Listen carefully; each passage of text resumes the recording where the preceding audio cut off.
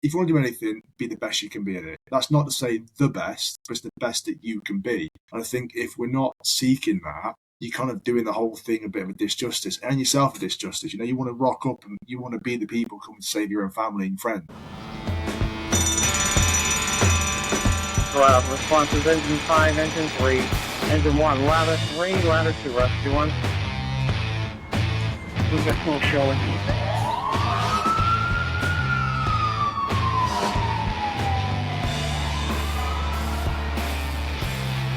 Division 1, you're on location, box 23, reporting smoke show on 727.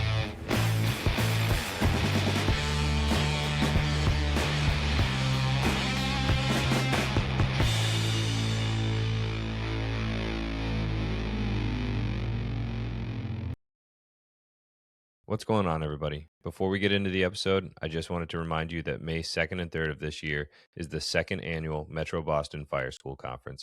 We have a lot of good hands-on training and a lot of good lectures for the weekend. It's going to be a great time. If you're interested in registering, take a look at the link in the description. We hope to see you guys there. Thanks. All right, welcome back to another episode of JobTlks podcast. We're here again with Matt Adams. Thanks for coming on again, man. I feel like we talked about a lot of stuff last time, but there's more I wanted to talk about. Yeah, there's always more to say. That's the thing. Yeah, I'm gonna catch you off guard real quick. America or UK? Who's better? I'm just kidding. So we got to talking about leather helmets because you're wearing a pretty sick hat. Yeah, rocking. Very fortunate. Yeah, very fortunate. We said before, I basically reached out to them because of the sort of firefighter challenges that we do. I sort of said, look, we used Vanguard gloves before because it's quite hard to get any kind of firefighting PP in the UK unless it's directly from your fire service. There's not really any stores as such, or if there is, it's just hard. And our gloves, albeit the brigade issue, they're good for firefighting. Don't get me wrong, they protect your hands, but they're not as dexterous as like what you guys have anywhere near. So we wore Vanguard for a bit, and then I saw Ragtop. I thought, they look quite nice. We'll reach out to them, and yeah, thankfully Ragtop came through with the goods, and they kind of sent us some for free, which is awesome. Like they sponsored our team and sponsored us. So very, very, very fortunate. Yeah, obviously sent us some stash as well to make us look dope. That's awesome. Alex Ragtop, if you guys are listening, little paid plug, no big deal. Yeah, throw me some money. Very thankful for it. So we kind of left off last time, and we wanted to kind of get into talking about you call it the BA shuffle, but in general, I think talking about like the training and difference in training, and we were talking about the prioritization of search. Yeah, like the culture of prioritizing search in the UK is a little bit different than the US. Before we talk about how the differences are, why it's different is kind of important too. So I was doing some Googling ahead of time, and I was curious what the UK's death rate was per 1,000 fires for civilians. And in the UK, you guys have a civilian death rate of 0.5 per 1,000 fires. And in the US, actually last month, Fire Engineering did an article to fix the way that we do the statistics for fire deaths in America, because we officially reached 10.2 per 1,000.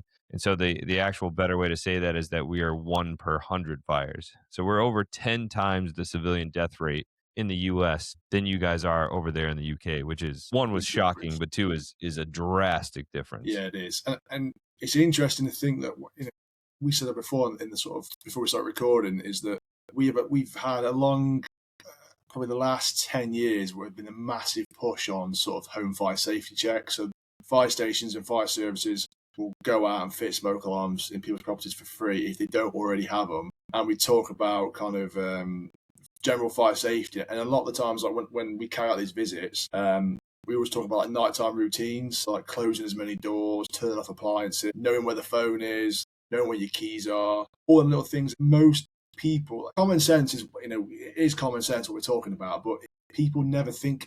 We never think it's going to be them. It's never going to be me. It's always somebody else. And it's quite interesting when you have these conversations with people and just say, like, look, you normally, if it's like a husband and wife and they've got kids, I always say, right, okay, say there's a fire downstairs now, what are you going to do? And it's the first time they've ever thought about, what will I do? And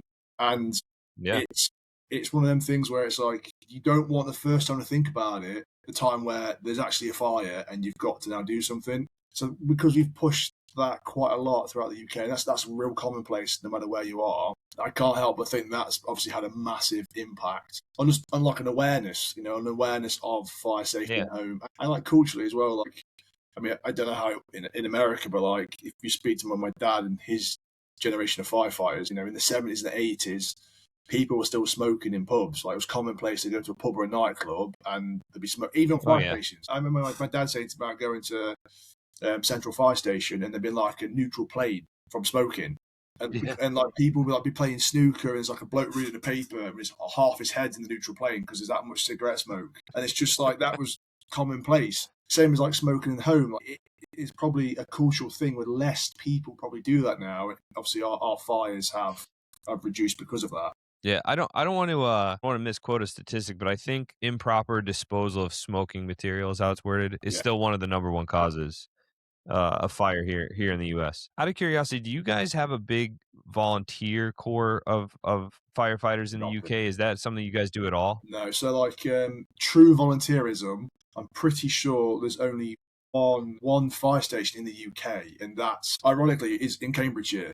So Oh. in the county of Cambridgeshire, there's Peterborough, which is a town, and Peterborough have their own independent fire brigade, but because of like modernisation and legislation, everything else, they sit under the umbrella of Cambridge Fire and Rescue Service, but act as their own independent fire service as such for the city of Peterborough. So they have their own chief, their own firefighters. They kind of run their own service as such within a greater service area, but they're kitted out by Cambridgeshire, basically. And I'm pretty sure that's the only one in the UK that's a true firefighting fire brigade that responds to fires, alarms, car crashes, hazmat incidents. I know, like in the north of the county, north of the country, there's some like volunteer fire stations in the moorlands in like Yorkshire that they respond to wildfires. But again, I don't think they're not like structural firefighters. If that makes sense. They're like wildland firefighters as such. I don't really know that, but as an overall, Peterborough is the only volunteer where there's no payment at all. Every firefighter in the UK is paid, whether they're what we call whole times, like myself. That's my full-time job. It's what you call like career departments or career firefighter. And then our equivalent to volunteer, all paid pager contact firefighters, and we call them on-call firefighters. Yeah, we do too. Yeah, so literally you either are a whole-time firefighter or an on-call firefighter. There's no other areas. So the reason I was asking is because we do a pretty robust job of fire prevention as well. So we have in the schools, they do the whole with the kids, they do the no two ways out, they do the home fire safety stuff. We have, a lot of we do smoke detector inspections anytime someone sells a property. Like we do a lot of reach out too. But what it seems like is the UK is much more standardized. So even the fact that you guys have to report having a truck down to your government, that's something that's very localized here in America. And we have something like, I don't want to misquote it and then somebody's going to write dirty things about me on the internet, but I think we have like 300,000 career firefighters in the US, but we have a significantly larger volunteer populations. Most of the country is actually volunteer firefighters in the US. And I think that probably leads to less fire prevention training, less of those home safety inspections, less of that stuff in those communities. So I wonder if that's a part of the reason that you guys are more successful, is that you guys are doing it everywhere in your country. Very true. And for us, we're doing it probably a lot more in career areas and not so much in volunteer areas. Yeah, you're probably right. Even I'd say the vast majority of our service areas are on-call rural fire stations and firefighters, and there is a push for them to do the kind of home fire safety, not call outs, home fire safety checks, but it's probably not as it's mandated for us as a part of our working day. If our prevention team contacts and say, look, there's a house in so-and-so street that needs a fire safety visit, we'll go and do it. There's no two ways about it. It's right. You can't, unless operational response and some training will get in the way of that, and that's a factor into it. Yep. We're going as a day watch, or the night watch will go.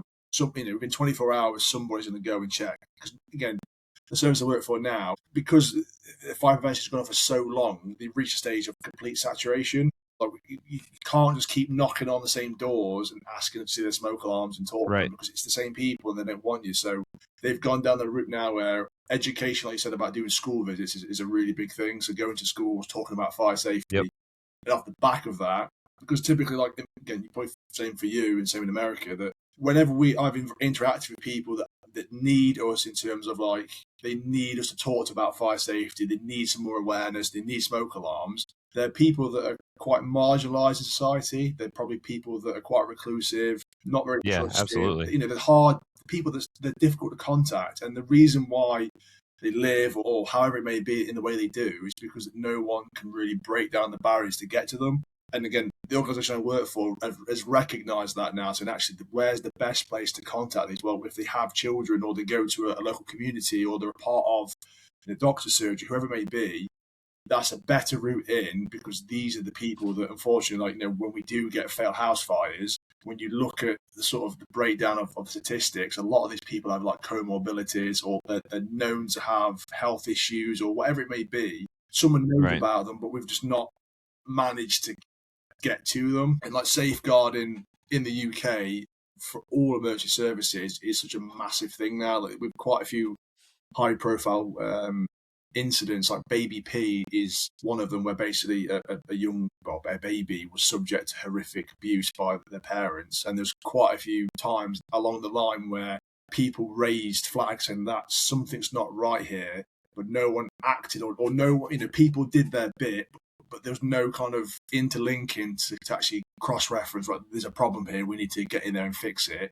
So since then, you know... Are you guys mandated reporters? So in the US, like police, fire, hospital workers, teachers, if they suspect abuse, they're mandated, and then it goes into a system, and that system is supposed to follow up on it. Yeah, exactly that. Okay. Exact same thing. So anyone that's, I mean, I think anybody at any point can contact whoever, like adult social care if it's an adult, or child services, and say, look, you know, I think this person's been subject to abuse or whatever it may be.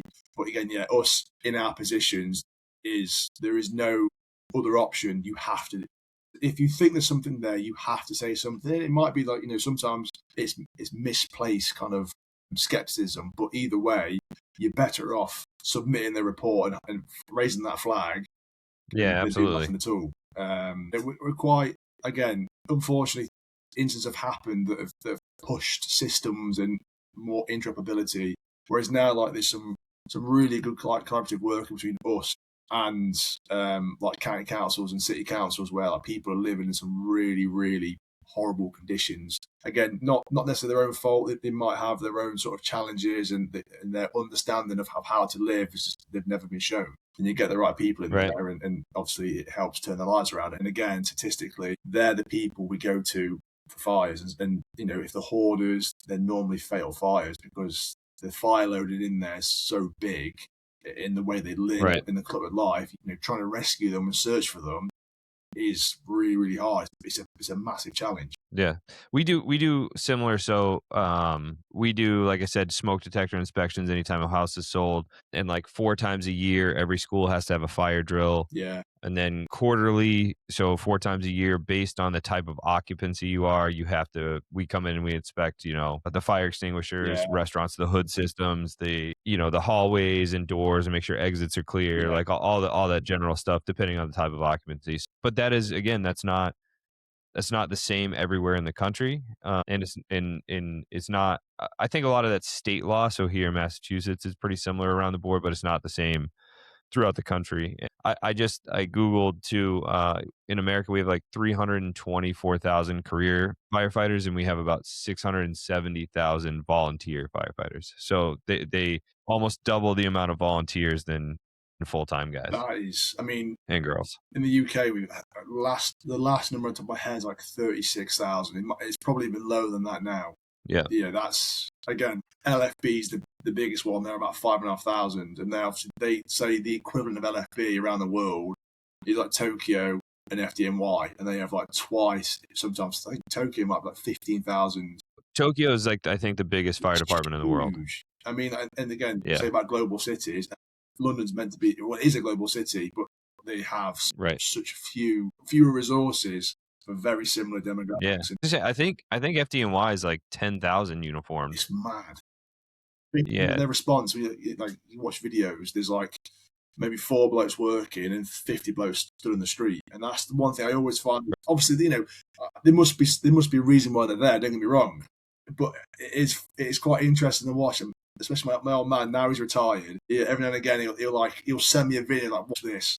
He's like, what are they doing? I don't know, Dad. Because my dad was a watch commander. He's like a captain in England. He'd be like, well, they should be doing something like, what, there's jobs to be done, sort of thing. I'm like, I don't know, Dad. There must be some tactical overview that we're not aware of.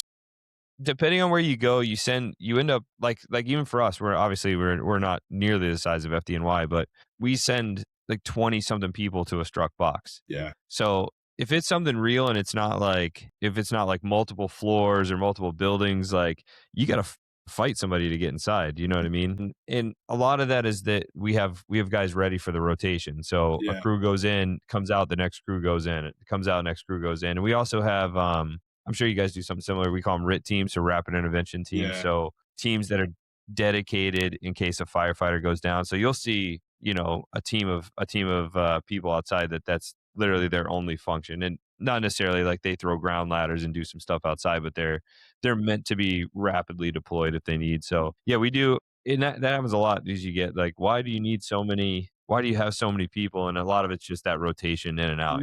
Which makes if the yeah, if the weather's really hot, some chiefs will strike an extra alarm just so they have extra people ready to go, or really cold or different stuff like that. But it makes I've heard that from other people too. Like, why do you have so many people hanging out outside? There's 100 people standing outside. Like, what's going on? It's like wearing sets. Like, everyone when you see has got a BA set outside in the back. Whereas over here, as we'll talk to in a bit with our entry control procedures and how we approach things tactically, you only wear a set if literally you're about to go in. You stood fast waiting for a brief, or we the instant requires, and then what we call an emergency team, which is your RIT team basically, and then they'll do exactly what you've said. They'll stand fast, listen to radio traffic, and just update themselves with our entry control boards, making sure that they understand if there's so many teams in, where are they on the ground floor, who's firefighting, who's search and rescue, all that kind of stuff, just so they maintain that situational awareness. But again, we always find it funny that there's like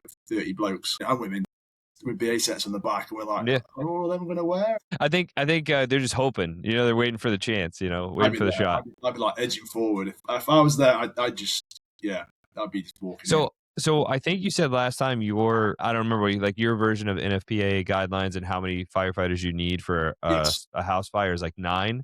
Yeah. For us, it's 17. So they outline 17 firefighters to perform the initial essential functions. Wow. And that's like, is that a person's report? Is a person's trapped, or just a domestic dwelling fire? Yeah. So we don't even really they will tell us that if fire alarm, the dispatcher gets that information, they'll let us know, but that doesn't change our response at all.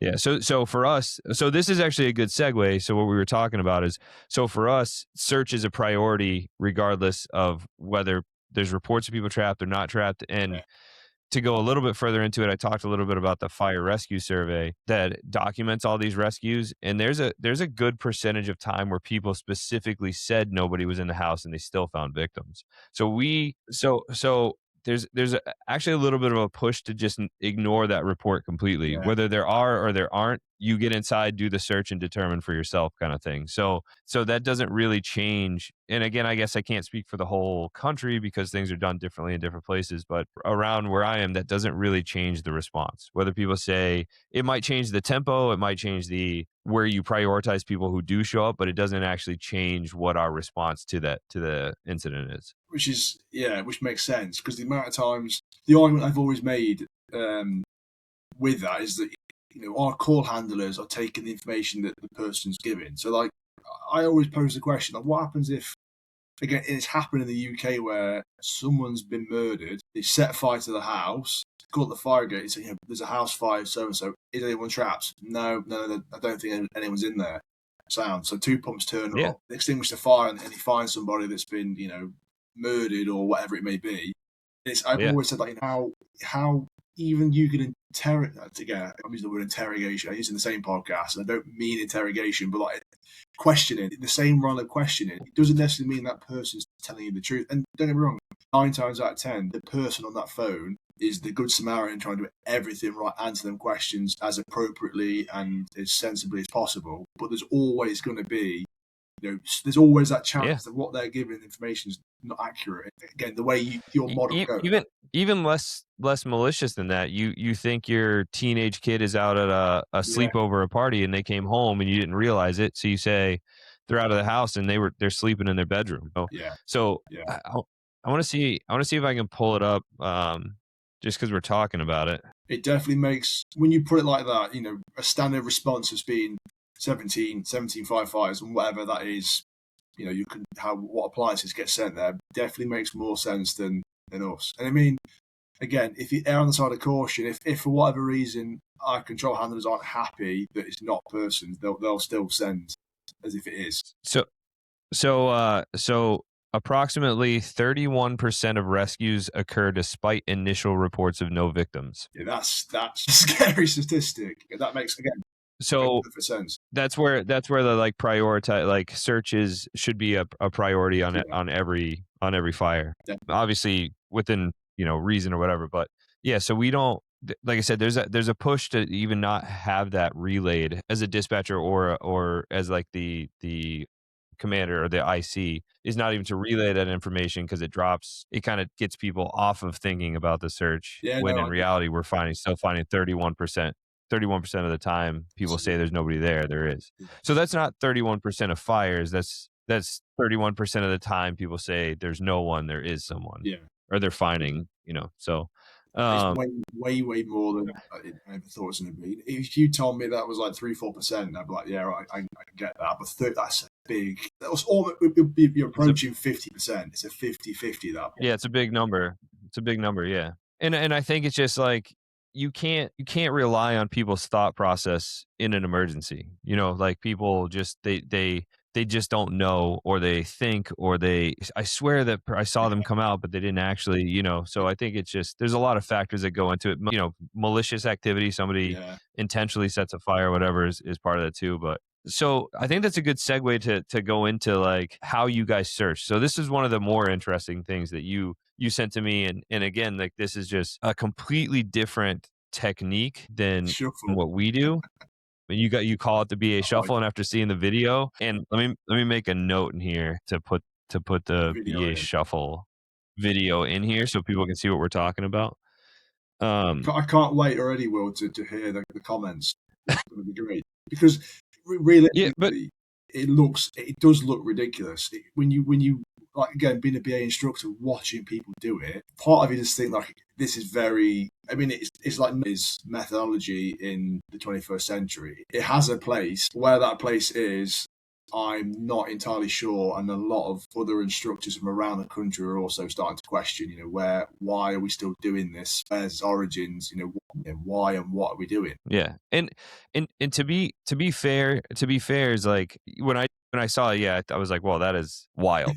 but up until very recently here, we taught people to search by crawling on their hands and knees with their face down, holding onto the pant leg of the person in front of them, which is equally as inefficient. And so, we're changing here too. Yeah. It's not like, obviously we're both fans of this job, and part of that is like constant evolution in the job. And so I don't want to come off as I don't want anybody to come off as saying like, you guys suck and we do it great, because we haven't historically done it great either.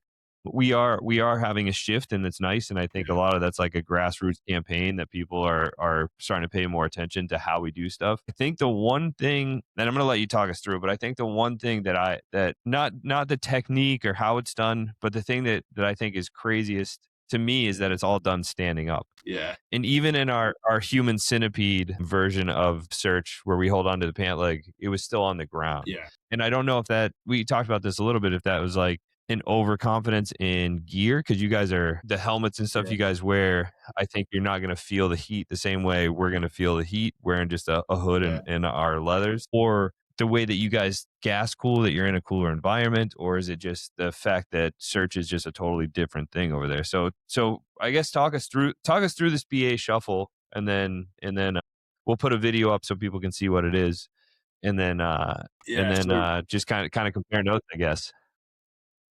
it's I have said to you before about it. If you spoke to any firefighter in the UK in probably the last 50 years, 60 years, and you see the BA shuffle, they'll know exactly what it is. Everyone does it pretty much exactly the same way, which that video illustrates quite well. It's one of them things where its origins isn't that well known. There's a few references to the 1940s from a leading firefighter's memoirs, basically saying when they got proto sets, basically oxygen sets, scrubber sets with a mouth peg and a nose peg and goggles, that when you would search smoked out places, he basically wrote saying that when a man can no longer see ahead of him, he leans his weight back and sweeps the forward leg. In essence, to search for casualties, but also clear debris, check for holes in the ground. So from that point of view, I can kind of understand it, because obviously they're searching in smoke, so it's probably cold smoke. The sort of smoke layer, the neutral plane interface, however you want to call it, it's probably fairly low. And they didn't have, torches weren't a thing. So in terms of like standing up and moving around, they're probably thinking, well, I'm better off up here because I'm not kneeling in any debris or any hot embers, and the smoke's probably cool enough for me to stand around in it. So I can kind of understand to a certain extent how that can be, and the way your hands are held as well. So basically everything's the back of your hands. The reason being, obviously, with electrical cables, anything like that, is that if you were to like grab hold of it, obviously with DC or AC, here we go. So I think this might show up in the presentation, but this is the video you sent me, right? Yeah. So this is these two firefighters are doing the BA shuffle, basically. So we call it number one and number two. So we have a team leader and a wearer. So the person there with the branch, that's the team leader. So they are responsible for the maintaining orientation and their search pattern. So they're most likely they're doing a left-hand search, and I'm going to assume we have a directional search and a compartment search. So basically, as you can see, one arm's kept against the reference, which is the wall. So the left arm's on the wall. That arm's going up and down the wall, and that's trying to locate any doors, any kind of reference points. If it's a window, if it's a radiator, anything significant to help that team mind map the route they're traveling. And as you saw them come in, they basically reach that corner of the room. So we'd call that like corner one. And once you reach that corner, you basically want the team to rotate 90 degrees, reset themselves, and then we go again. So we're always trying to orientate at 90 degrees so we can search and sweep an entire room. And obviously, so 1 foot going out, 1 foot stamping. And obviously that forward, the sweep is to check for debris, check for casualties, and the stamp is to basically test the integrity of the ground you're on. So all of it all kind of makes sense, don't get me wrong, but when you watch it, it does seem a little bit ridiculous. Likewise, now with thermal imaging cameras, now with the torches on sets since like the 80s and the 70s, I don't even know when torches first come on BA sets, but I know it's been. That's flashlights for the American audience. Flashlights, yeah, flashlights. They've had them for years. It's just, again, it's one of them things where like the conversations I've had with instructors about it's quite interesting, because it's like we haven't got anything to replace it with, or there's no kind of approved, recognised thing to replace it with. And because that's considered a recognised method of safe movement, we call it safe movement. That's a recognised method of safe movement. It's like, well, if you don't teach them the shuffle, what do you teach them? And it's kind of, it comes back to training, is that when most firefighters get taught, they get taught the shuffle, they get taught a left hand or right hand directional or compartment search pattern, which I'll explain what they mean in a minute. And then you'll basically, they'll search a room with doing the shuffle, and they won't be obscured. There'll be no synthetic smoke, no blackout visors. They'll do that, get comfortable with it, and then we'll fill a room full of synthetic smoke or smoke house or whatever it may be. Then we'll send them in. So literally, it's like blackout conditions, backdraft conditions, neutral plane on the floor, can't see anything. It's like being in in high expansion foam, and they'll search that area. And then, okay, great. Happy days, you've searched the area well, fantastic. You found a casualty, you've not found a casualty, you've managed to orientate yourself. If you go on a left hand search, you'll come out on your right hand on the wall and blah, blah, blah. Happy days. But then because we teach BA, like, here's your search side to it and here's the firefighting side to it, when you go to your compartment fire behavior instructors, you go into the hot containers, the first thing you do is crawl because it's hot. So you've spent, a week, 2 weeks learning the shuffle, being stood up, doing all this. And the first time you get met with real fire conditions, in the box brief, we'll tell people it's hot. The neutral plane's going to be warm, full of hot fire gases. Maybe potentially some flames in there if there's a rollover. So ensure that you crouch and crawl at all times. So it's like, talk about training scars. You've just taught them this, and then make them do this. But this side of it is like the actual firefighting part of the job, the part that you're going to come across. Whereas the searching in smoke, yes, we search in smoke, but the conditions of which this neutral plane is on the floor is very, very rare. And even still, like, if that's all fire gases, you're going to struggle to see anything because there'll be so much carbon in that smoke layer. Even the flashlight's not really going to help. But if it's steam and it's light smoke, you are going to be able to see through it, but you're not going to get them conditions. So it's a real juxtaposition between what we teach, what happens in real life fire conditions, and then what we see operationally. And that's, to sort of make a long story even longer, that's the point we've got to, where there's like, the left hand doesn't talk to the right hand, and things aren't marrying up. And that's where, in my experience and my colleagues and my mates across the country, that firefighters, I'm not going to say that they're getting hurt, but their PPE, their helmets, their kit is, I've seen pictures where, I said before, I think, like neon helmets are coming out black and discoloured through heat, which is... You can't rely on common sense when you teach people a specific way, right? You would like to think that I'll teach you this, and the first time you encounter heat, you'll naturally decide not to stand in the hot gas layer. But that's just not, unless, and if your helmet is encapsulating you to the point that you're not hurting, you're like, oh, I'm fine. This is cool. I'm good. Yeah, and that's, I mean, there's lots of issues. I mean, they speak to like the old guard firefighters that, like I said before, they joined in the 80s and 90s. There was no flash hoods. They wore cork helmets, wooden helmets. They wore woolen jackets and plastic slickers. They said that they knew it got hot because their ears, or they call it tabs, the tabs start burning. And not only that, the fact that their chin straps had little metal buckles on it. So there's like blokes that have got scars on their faces where their metal buckles have got so hot it's burnt the skin. So they learn to get low, and it was, like you said, you only needed one or two experiences of getting burned for them to be like, right, you never do that. So, like I said before in the previous podcast, I was quite fortunate. Right.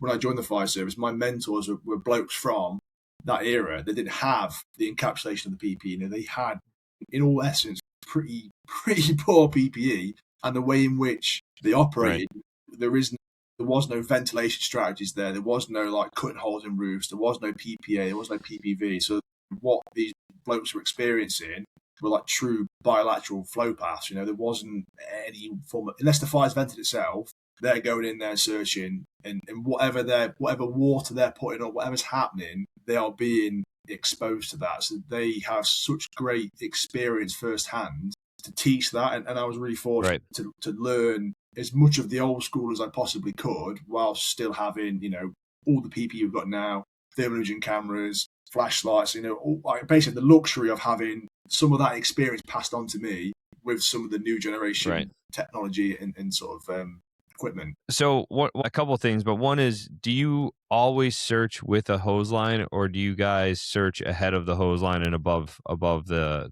fire floor? So officially, always with the hose line. So no matter what happens, BA team, whether the fire attack or search and rescue is their primary brief, they'll always take in some form of firefight media. And again, 9 times out of 10, that's going to be a hose reel jet, a high pressure hose reel.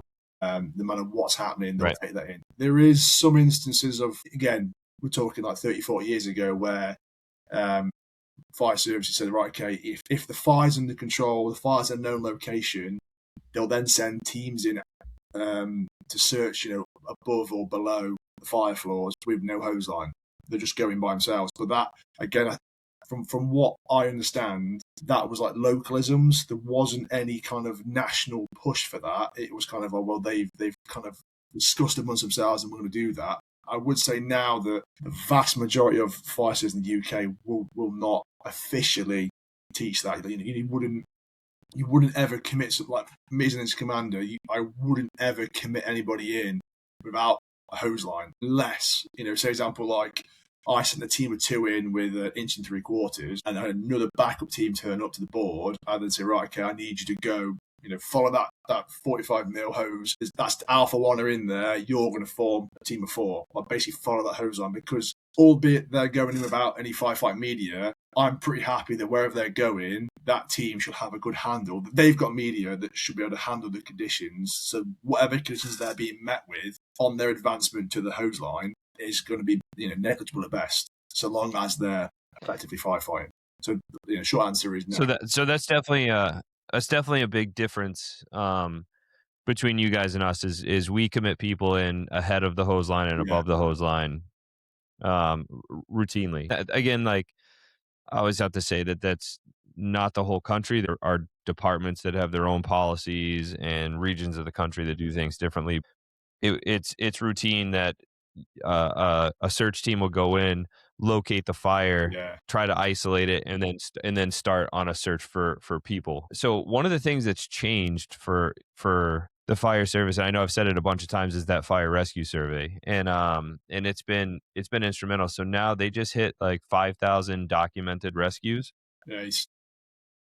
That's not reporting. So the U.S. just went to a new reporting software, and that software now reports to the survey, whereas before it was completely voluntary. Wow. So the data will continue to increase, but I'm going to share my screen because I think this is a good plug. So a big part of the reason that search has started changing a little bit, at least the where I'm familiar with it started changing, is because of the survey. So one of the guys that a good buddy of mine actually wrote the new search program for our state fire academy. Nice. And the way he was able to get the changes put in is by using all this data. So let me share my screen real quick and show you some of the stuff that's on here, because I think it's really applicable. So let's see. It definitely is. I mean, the fact you guys have that kind of reporting, we have reporting software for incidents, but in terms of what we can pull off and use, is probably not going to be anywhere as near as usable as that. Having statistics to help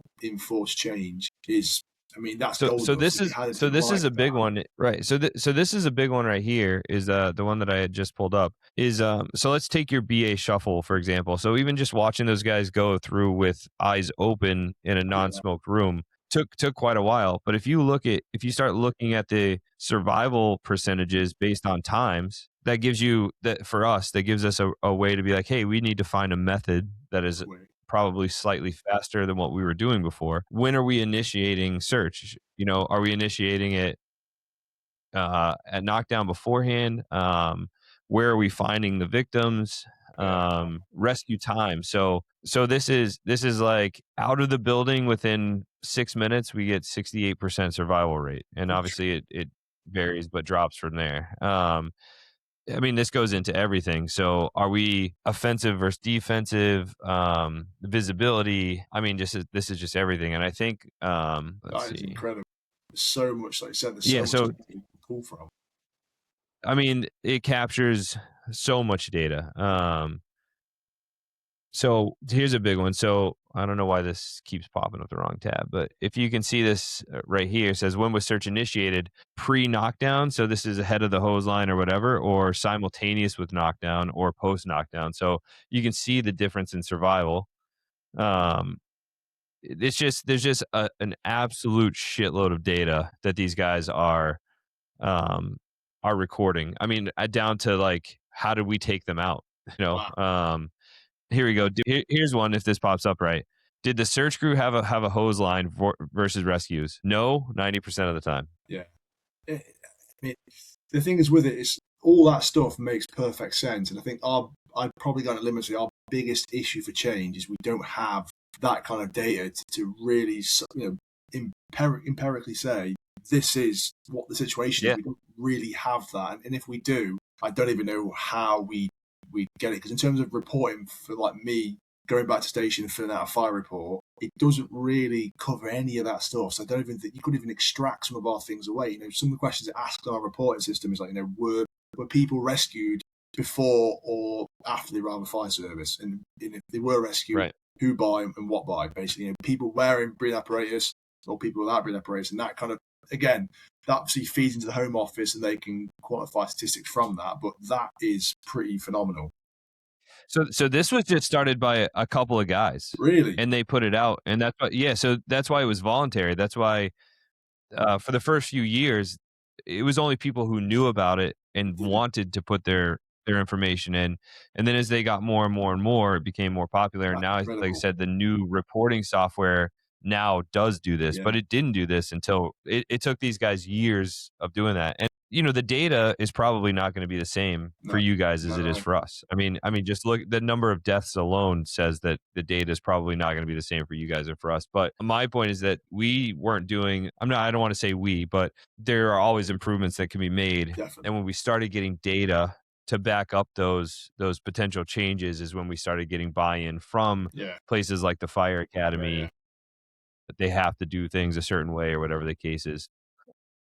So that the survey was instrumental in changing some of the ways that we search. I think if you could send me that, well, that'd be a very interesting read, because there is some fire service across the UK. I mean, there's one in the north of the country that have ditched the BA shuffle. It's gone. It's not even taught a part of their syllabus now, and they've gone for the American kind of tripoded position. That's what they teach. And because every 2 years we have to revalidate our breathing apparatus ticket, that now, you know, ongoing courses now will be taught the tripod position, and that's what's going to be encouraged. And again, people are like, well, you know, how's that going to fare? You know, we've always done the shuffle, and it is going to be like a traditional thing. You know, we've always done that. I say we've always done that.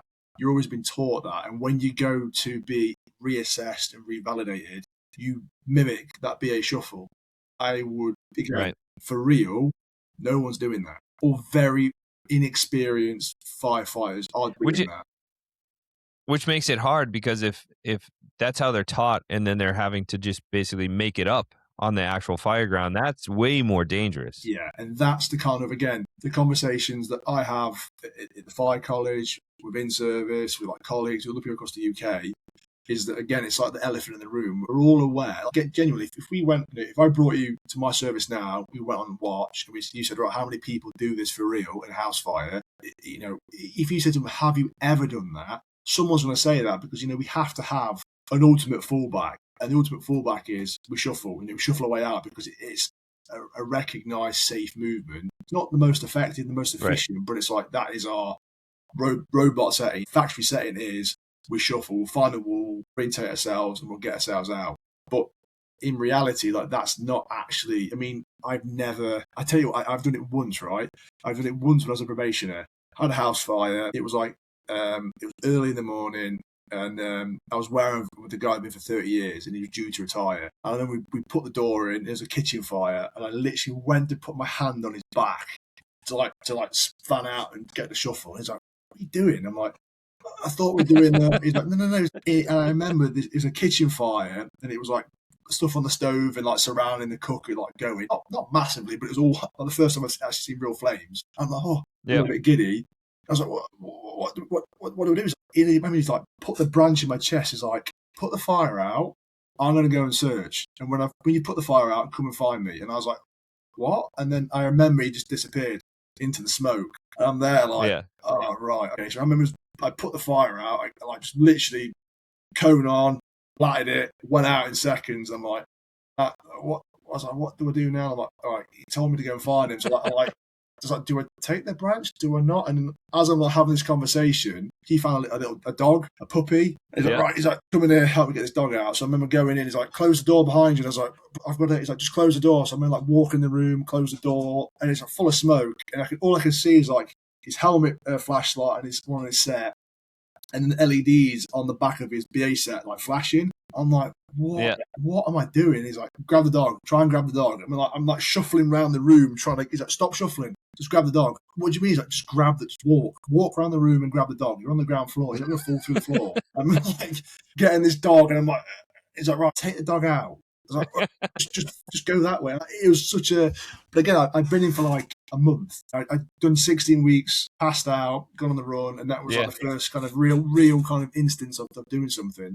And straight away, it kind of, and then from there on in, he was like, but it completely throws you off because you're like, I only know how to do one thing. Yeah, exactly like that. I don't. I've just spent 16 weeks. If you ask you, right? Yeah, if you ask you, like, again, common sense, like if that building wasn't on fire, you would just turn around and walk out. Exactly that. And it's that. But because there was smoke, the brain is like, boop, boop, boop, boop. Yeah, I got to do this thing, And it's kind of like that is the real, again, you speak to people across the UK, that is the reoccurring conversation. And the big thing is, I said before, I was fortunate when I joined, there was people that were like 30-year firefighters that are due to retire that got loads of experience.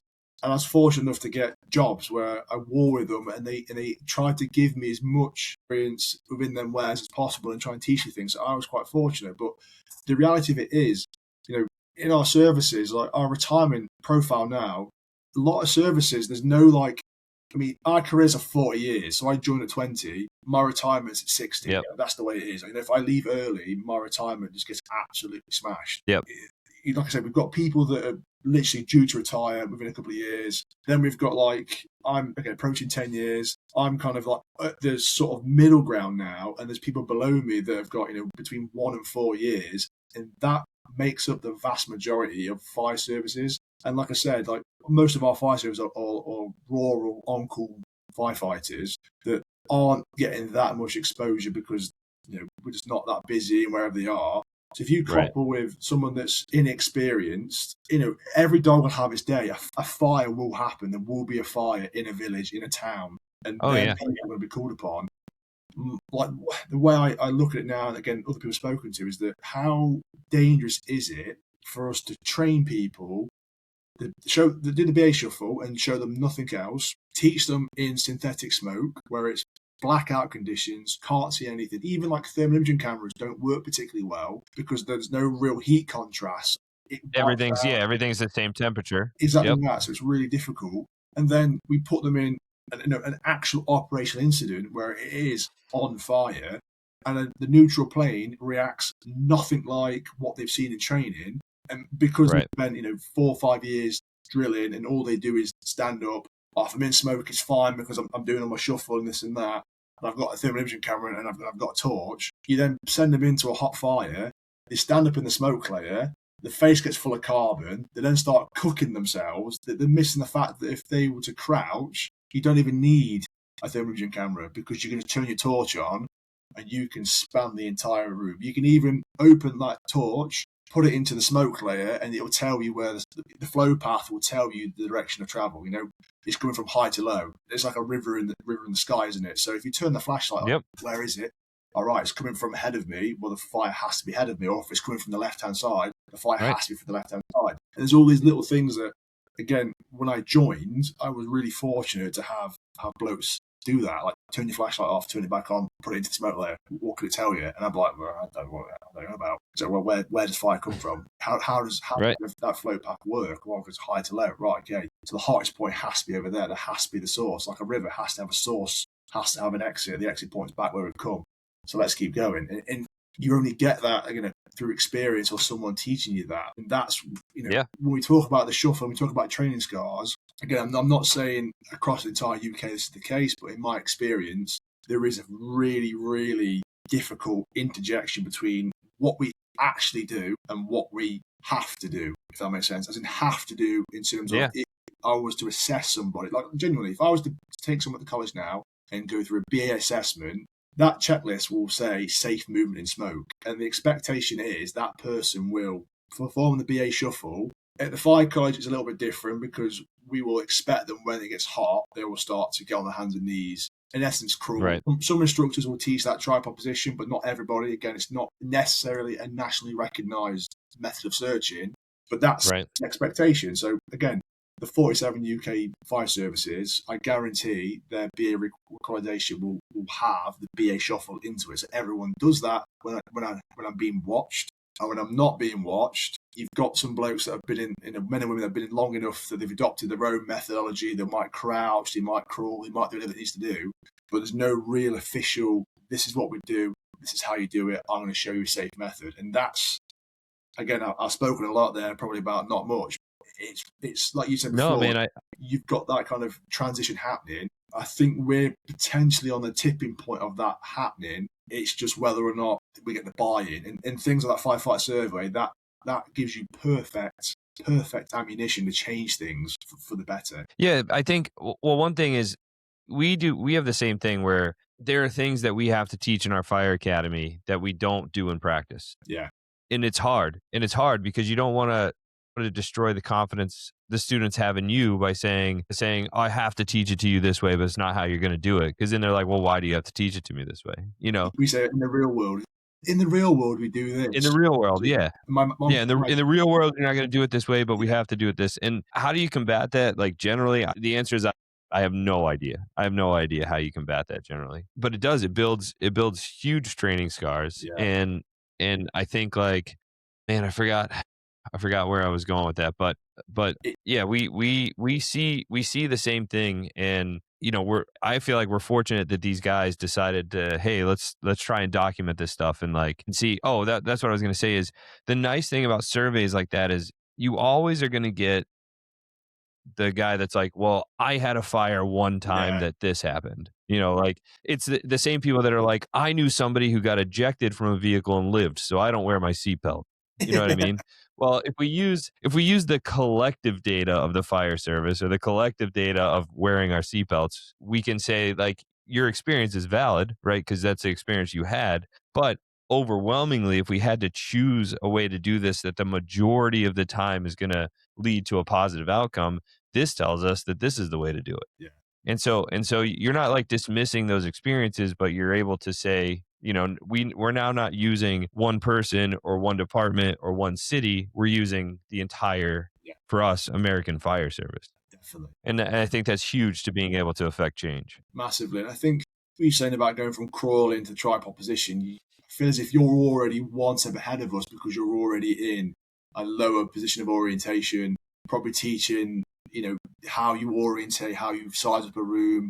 You're already 3-4 steps ahead of us. And some of the videos that I've seen of how people orientate, how they search, again, as you've just watched people go around doing, that is a search. What they're doing is a recognized method of searching, which, again, in my previous organization, when I was a crew commander, I'd show my watch the tripod position of searching. I'm like, right, okay, this is how I want you to search. You know, if we're going to go to most residential properties, this is how you want to go. Or a crouch position. I don't want you to be stood up. I want you to use your torch, use your thermal imaging camera, and get in there, get aggressive, and put fire out. The longer that fire burns, the worse it is for everybody involved.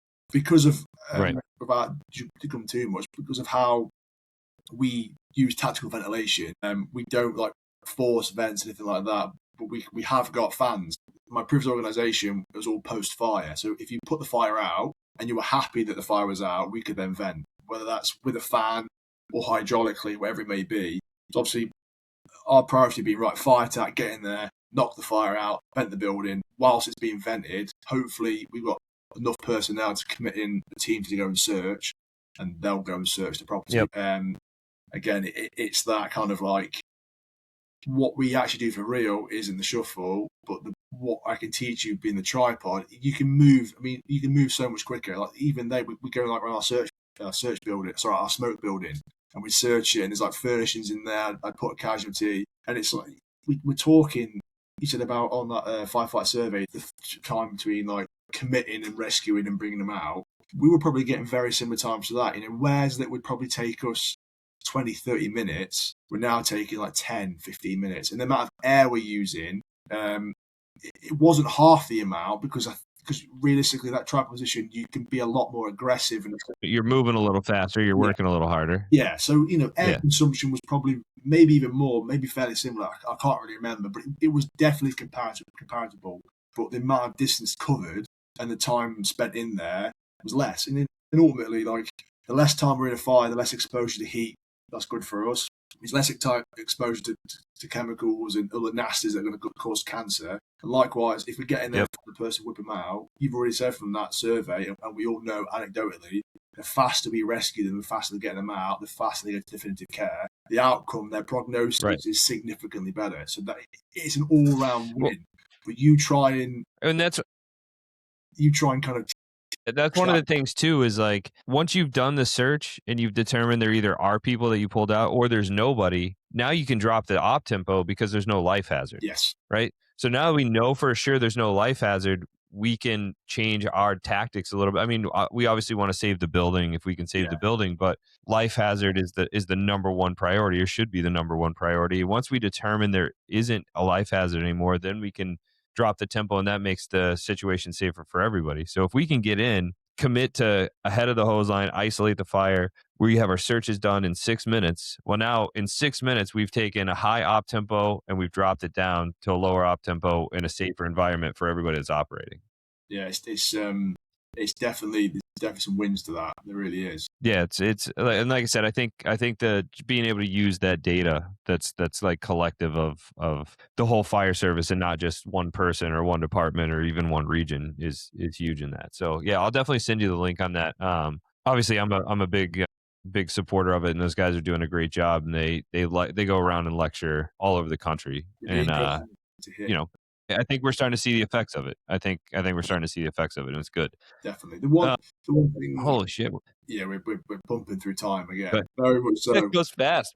There you go. The one thing I was going to say is, how do you search in terms of? So, like I kind of alluded to, we have left or right hand searches, and that's your orientation. So, your left hand's on the wall, your right hand's on the wall. We then have something called a directional search or a compartment search, and that's basically them two. It's now called compartment search / room search. Depends. The National Guidance calls it a room search, and the reason for that is that compartmentation in a building, people are getting confused between compartmentation as a fire protection safety point of view and it as a tactics. They've renamed it as a room search, but basically that means there are two different ways of us like orientating and searching an area. So a directional search, the best way to describe it is that any door you come across, you are going to do a door procedure, which basically, or door assessment. So basically, you're going to check signs of heat around that door. If it's hot, you're going to basically crack the door open, put a pulse above your head, put some water into that compartment to cool the conditions. Once you're happy that the conditions behind that door are tenable and you're able to enter, as a BA team, then you then enter into that compartment and you will continue on a left or a right hand. And you'll basically keep going around. If you find doors, get a door assessment. So basically, if you draw like a picture, if there's lots of doors going off the left-hand side, you will just keep going left all the way until you'll eventually come all the way around that building, if that makes sense. So the idea is that that's meant to be a kind of swift, I guess you call it primary and secondary, don't you? Primary search is what's done in like immediately low visibility, high heat conditions. It's balancing speed and thoroughness. Obviously, you want to be as thorough as possible. You're opening every door, whatever, but you're trying to get through it quick. And then secondary is once you get a little bit of lift on the smoke and you can see better and you can take your time, you go back through and make sure you didn't miss anything. Okay. So it's kind of, So we do the same thing though. So we have a couple of different like searches. One is, left or right hand search. So which is almost every time you go in, you say we're going left or right. And same thing, you can put the left hand on the wall. If you need physical orientation the whole time, you can keep your hand on the wall. But in general, you're going left that direction. If you hit a room and you're searching it, you're going to stay left and you're going to come out and go to the next one, stay left and do that. We also do kind of oriented searches. So if you go in as a team, you hit the door, somebody stays anchored to the door, one person goes in, hits the room, comes back out, and then you move to the next one. You can do split searches where, say it's a bigger room, one person goes right, one person goes left, you meet in the middle and then come back through the middle so you kind of hit all the space. And then you can do directed search.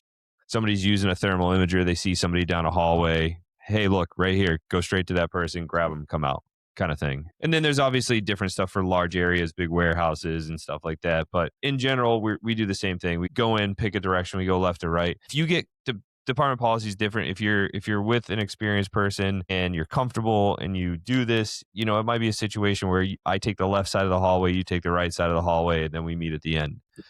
So in obviously conditions dictate, if it's real shitty conditions, you're going to be a little bit closer. If it's kind of better conditions, you might be a little more spread out. But we kind of do a similar thing when it comes to like the orientation of searches. It seems What we find though is like a training scar is in the academy is you're searching empty containers or empty rooms. So a left or right-handed search is really easy because there's nothing there. yeah. If you go, I mean, look at your bedroom right now and you try to do a left-hand search. My room right now, I try to do a left or right-hand search. I'm not going to stay on the wall.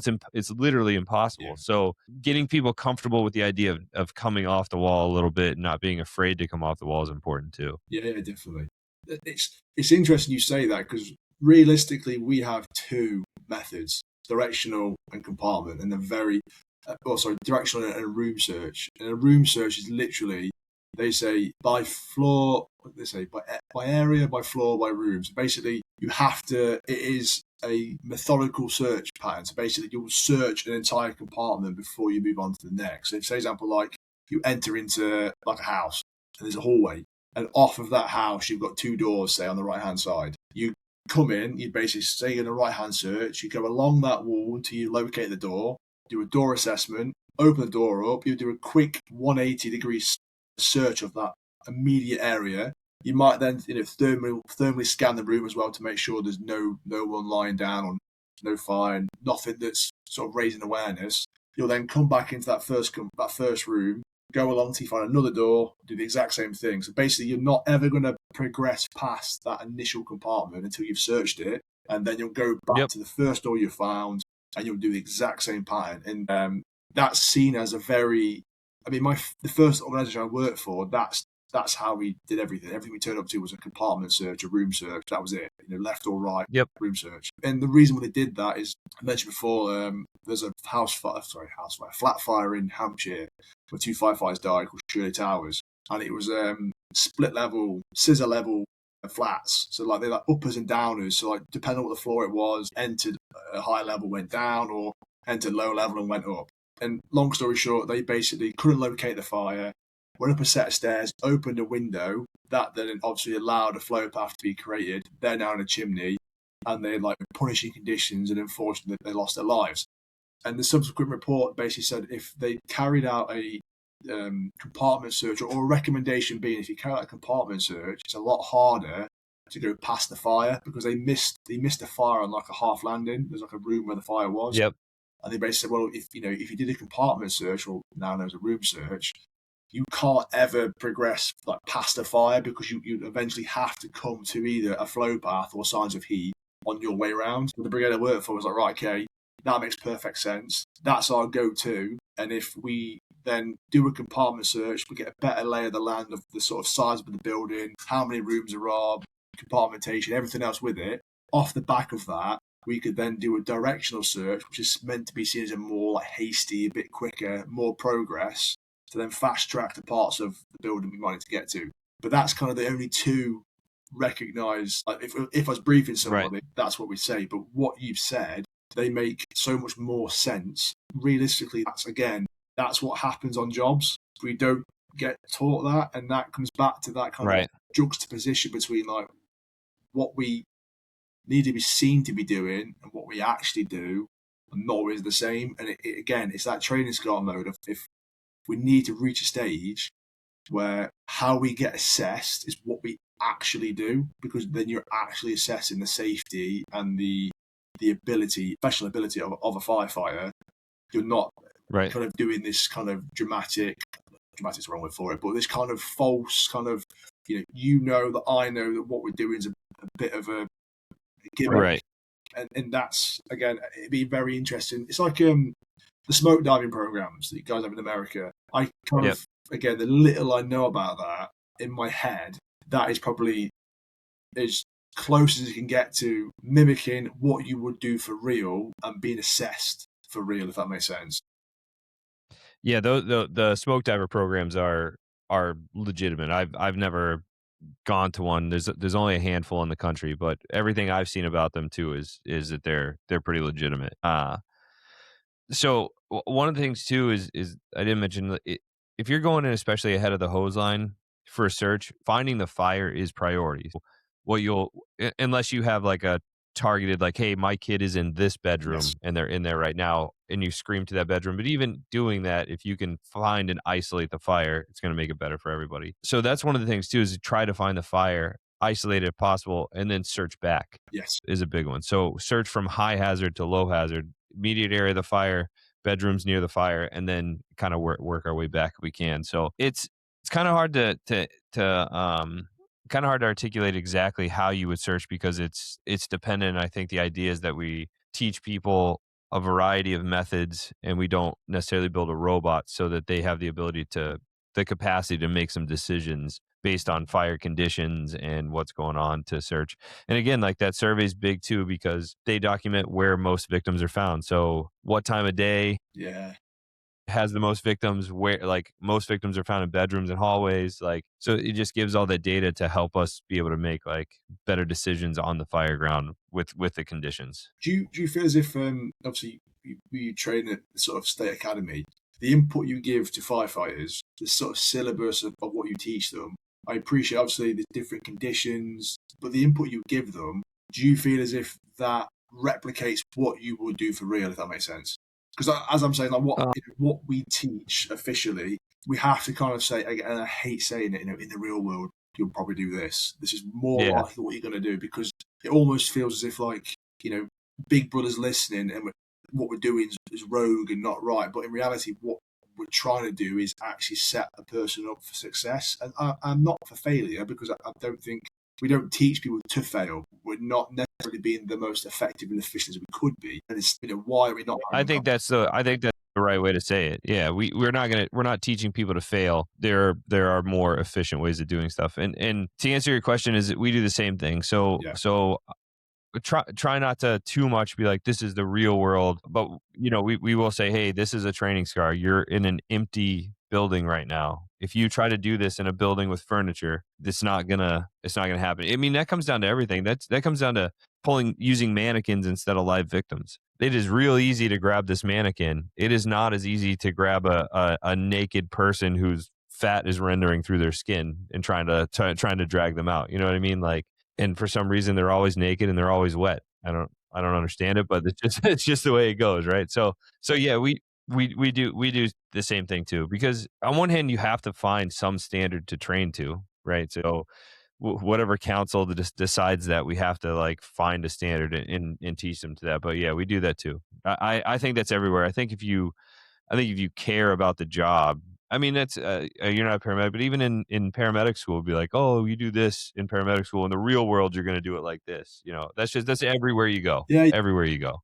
I think again, in my kind of like idealistic world, is that I love, again, if I could ever have, like, click my fingers and make something a reality, I would love to have a smoke diver-ish style program in the UK where we had the opportunity to actually instill, without having the fear of saying, oh, in the real world you do this, just have that conversation like we are now, like, okay, these are methods of searching, the conditions change, and not feel as if you're stepping on anyone's toes or you might get sort of misrepresented. I think that would be, again, as far as I'm aware, that doesn't exist in the UK. And like the National BA Challenge that I've competed in before is as close as it can get to that, but that's a competition. You're being assessed by instructors, Right. whether or not you are the most efficient, most proficient team there is.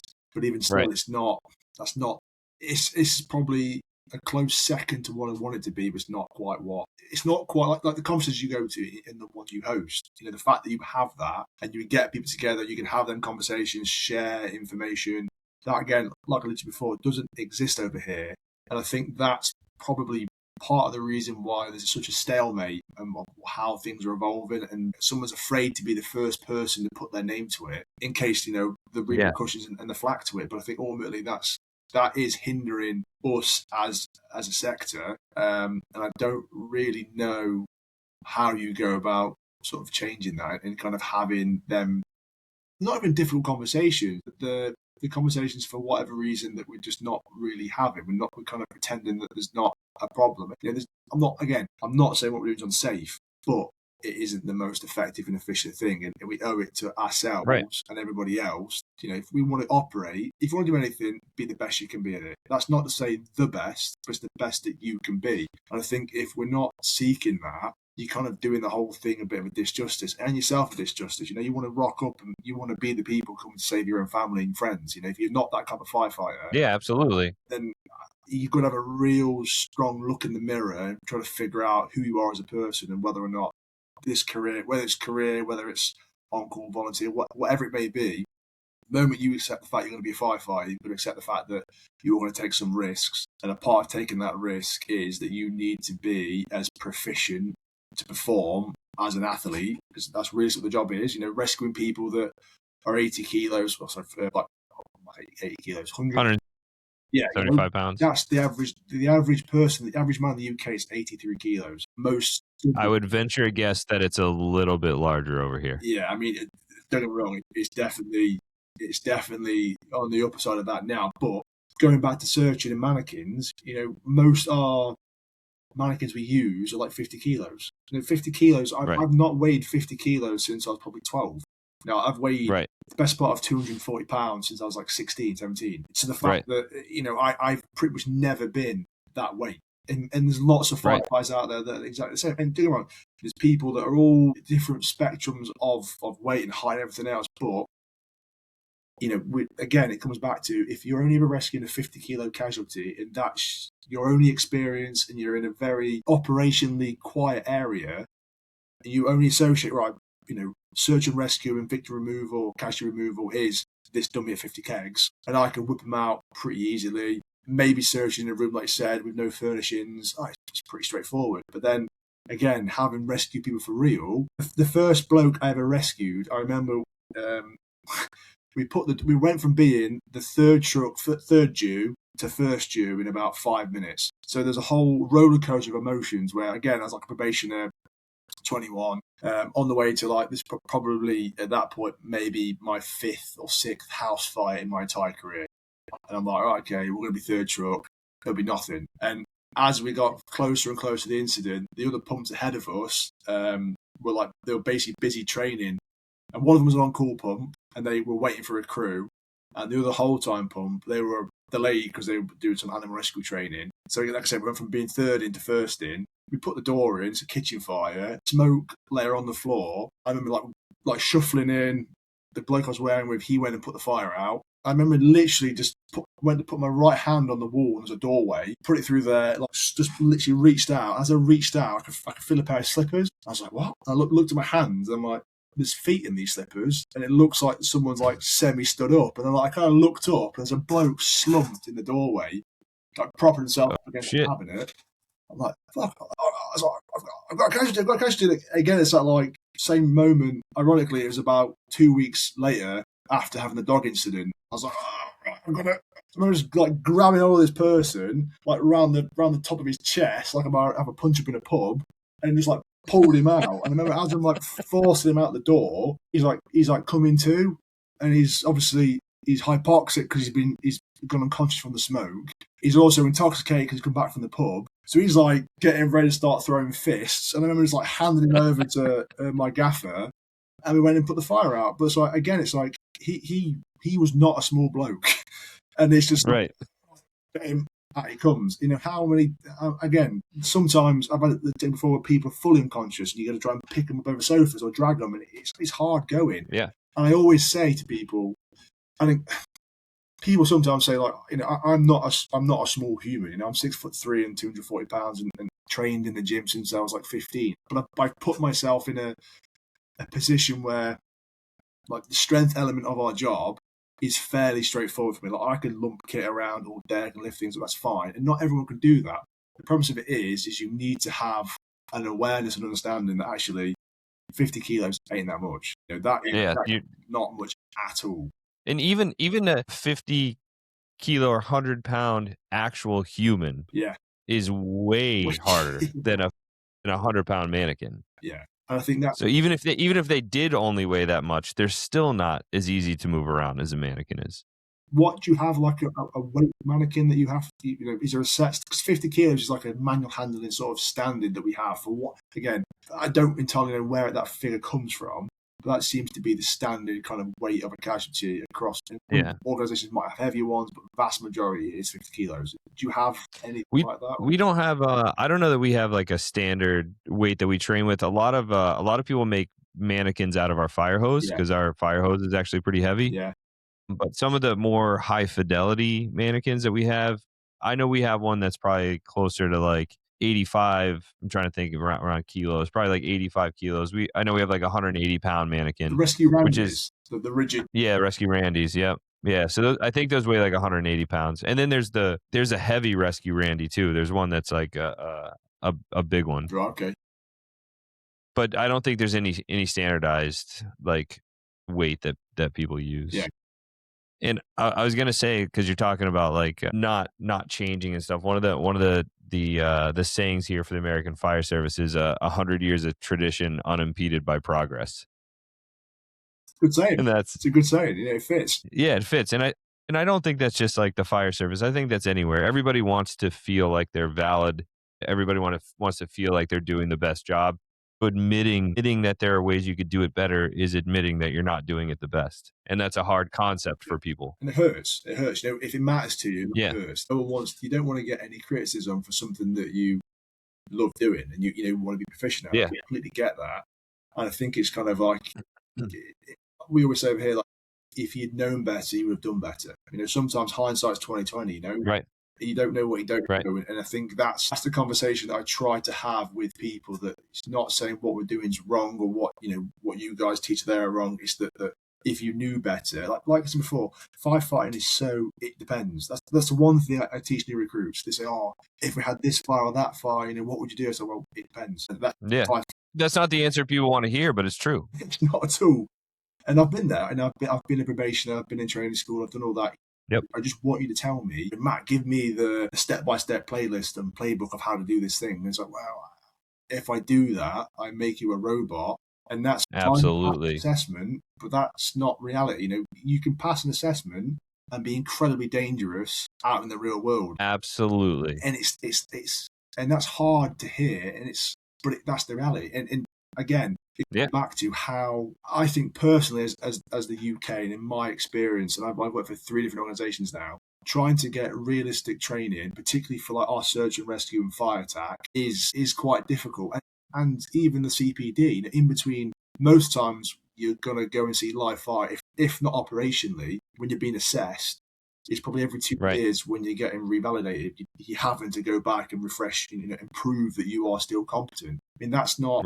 There's no real like CPD, and that's a big issue, because every 2 years, there's a massive gap where you're not honing your skills, you're not being tested, unless you're doing stuff on station. But then there's not always the facilities on station to do it. So I don't know how you guys get around that, but there's only so many times you can search the bunk room, because you know what it's like. Yeah, there's only so many times. And I think that's where, like, and again, not everybody's going to do it because not everybody is as passionate, or even people that are passionate, not everybody can afford to do it. There's a lot of reasons, but that's where like the conferences come in, is you bring training that you're not going to see at your station. Here in Massachusetts, because our fire academy is free and they offer kind of a variety of classes, but none of them are searching for civilians, really. People tend to go there, so they don't want to spend money, because why would you spend money when you can get it for free? So it's totally understandable. But for us, I think that's where seeking outside training is a big deal. And nobody's going to make you do that.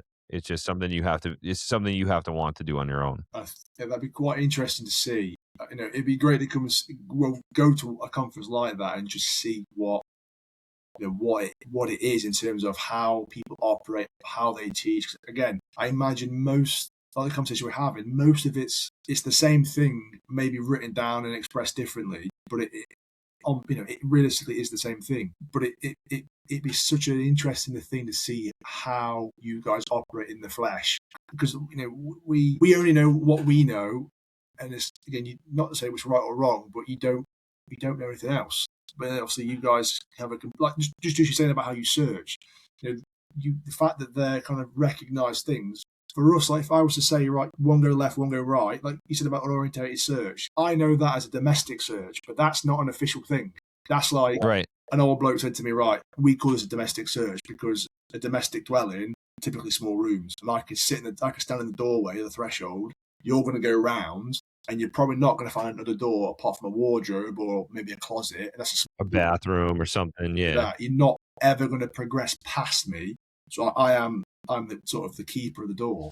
And again, it's like you're not taught that training, Right. but in reality, that's what you're going to do. And it comes back to like when do you get the chance to teach people that? Maybe on station training, but again, the assessment's this, and that's what I'm going to be tested against, Matt. So I need to demonstrate this and practice this. And I'm like, 100%, you're right, but we're missing this part of it, of which we need to. But this victim's not going to care how you assess. This victim's going to care that you find them and get them out. Yeah.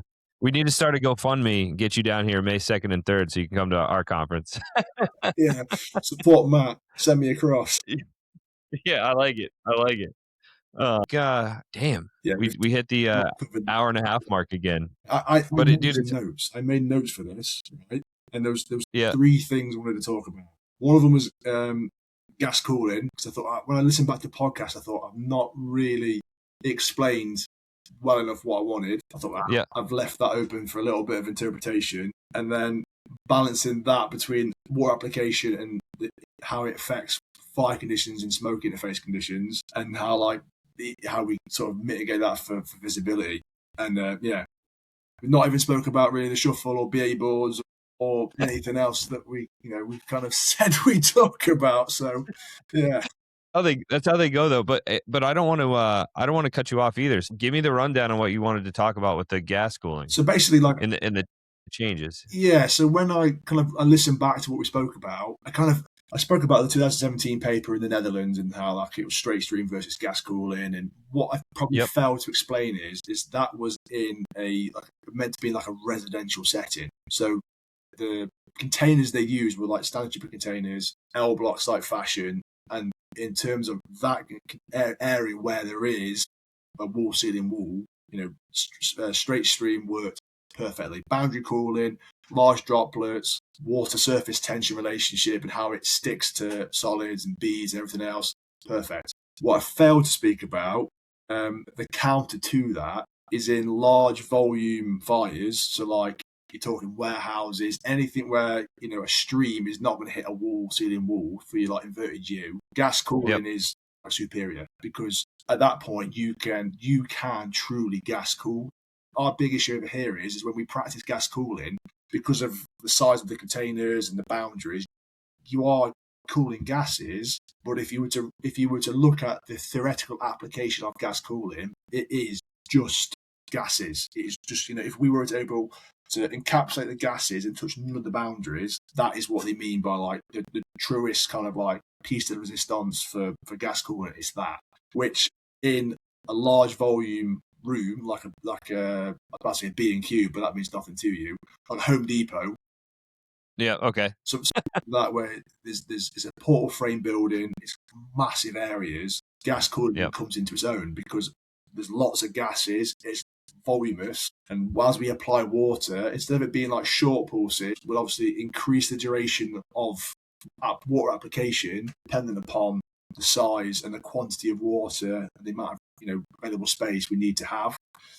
Gas cooling 100% has its place. In terms of the sort of short pulsiness that people probably associate with, probably not, because the issue with that again is that most of the time what I see is under application of water, is that we people snap the branch. That's a big training scar too, is under applying water. Yeah. So even more so if gas cooling it, because when we open up that branch, that nozzle up, there's a little bit of delay for the appropriate pressure, because of it being high pressure in the flow, for it to literally get the strength to punch out of that branch, actually penetrate. And again, most people, it's like on off, because it's the training scar, and you're never actually getting the appropriate pressure at the branch to allow the water to be projected far enough, and for that diffuser to really spin up and make that, it's like a 0.3 of a micron is the ultimate droplet size for cooling, apparently, and that's what the diffuser does. And if you're not allowing the water to reach and the pressure to accumulate to get the throw, and the spinning up, you're not ever getting that. So again, is it more effective in those large structures because you're not hitting like vent limited stage and you're getting potentially, yeah. more free burning fire? Well, in terms of like application, if you think that a portal frame building, you realistically, like Home Depot, Home Depot, for example, high racking, high fuel loading, you can't get to the walls. You can't, to get a stream to touch the ceiling and the walls, it ain't happening, is it? It's just not.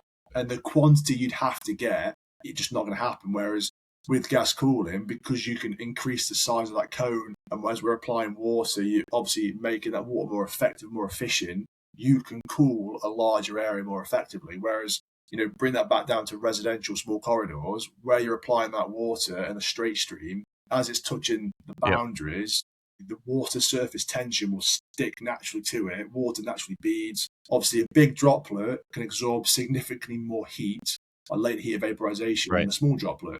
It's just that a smaller droplet evaporates faster, makes steam faster, whereas a big droplet obviously takes more energy for it to have any state change. So again, makes perfect sense residentially or in smaller compartments, straight stream, perfect. Great penetration, great application of boundaries. But again, Home Depot, don't know how, with a smooth bore, to try and cool them gases to advance, I don't know how you do it, because you're not going to bounce it off walls or ceilings. Yeah, you're not going to get the water mapping that you would inside. I think the only idea at that point is trying to hit the seat and actually extinguish as fast as you can. Yeah, which again, in reality, that's if it's that voluminous, like a Home Depot, same as ones over here, it's huge. So for the quantity of smoke that's going to take for that neutral plane to drop, and we normally say the statistic we throw around is 1 meter a minute. A smoke layer will drop 1 meter a minute, and that's capped. I want to say, top of my head, 700 square meters. Don't hold me to that, but it's a large, that holds true 1 meter a minute up into a rather large compartment. In a place like Home Depot, that's probably not going to happen. Right. Depending on the fire loading and quantity of everything else, but it's got plenty available oxygen inside there, available air for it to burn. It's probably going to need some gas cooling. So that's probably the one time in which a combination branch would come in handy. And car fires. We get quite a few car fires over here, vehicle fires. Having a combination branch is quite nice because you can flip across, blast loads of water across, cool it, and then if you need to go to a straight stream to penetrate into engine blocks or wherever it needs to be, you've got that. But that was kind of the main thing I wanted to backtrack. Combination streams have their place too. Like, well, in the application you said, but also one of the things we talk about is like propane tanks or like flammable liquids or flammable gas tanks. Yes. So they do a much better job cooling the surface than a straight stream is going to do, just because they're already broken up. So and I think that's where it's important to understand why you do stuff. Like you said, instead of building a robot, you say, hey, this is what this does. This is what this does. If you have this, what do you think would be more effective? Well, now you give them instead of saying, what would you do in this situation? Well, it depends. Yeah. You say, these are the things, these are what they do. So now when you get in that situation, you can make a decision on what's going to work better for you. That. I just wanted to basically semi-backtrack. So I listened to it, I kind of sound as if I'm like throwing the last 40 years of UK fire surfing in the bus. I'm like, there's applications for it. Don't get me wrong. Yeah, absolutely. But it depends. And its effectiveness is dependent upon the operator. Whereas, residential, straight stream, happy days, flow water map, we're good to go sort of thing. So that was, again, the point I was trying to make, and I hope I've kind of clarified. Yeah, no, I'm glad you did, because one of the things I don't like, I know at the beginning of the episode, just to be funny, I said, who's better, US or UK, but I don't feel that there's a competition on who's better. What I feel like it's just people that just are passionate about the fire service and talking about how it's done differently in different places. And everything is a tool in the toolbox, so they say, right? Yeah, so definitely. if you understand why you do something, and you do it correctly, then it's and with smoothbores now, typically on my previous service, we had AWGs, Angus water guns, which it's basically, it looks like it's from the war. It pretty much is. Yeah. It's like a straight stream nozzle with like an old school handle on it to turn on and off, and it's basically a straight stream or nothing at all. But the organisation I work for now, we've got Delta 500s where we've got a smoothbore adapter, so we can take off the combination section and put in. I'm trying to think what inches we got now.